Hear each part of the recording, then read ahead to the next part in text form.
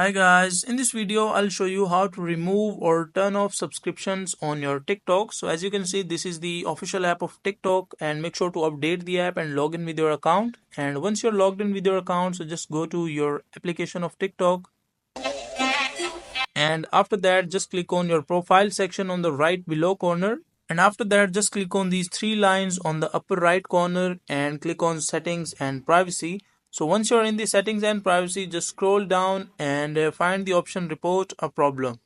So just click on report a problem, and it will take a few seconds to load and take you to another tab like facing a problem. So on this page you can see like all the details you are having problem with, any kind of live or TikTok rewards, account growth, creation, or any other problem. So just find this option called subscription and just click on managing your subscription or like receiving payouts as creators or anything. So let's say I'm having like managing your subscription. I click on this option and they will basically take me to here like this tab. Where can I check my subscription?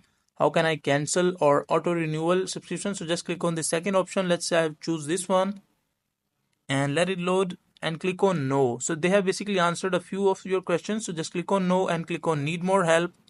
And once you click on need more help, so they will basically ask you to submit a ticket.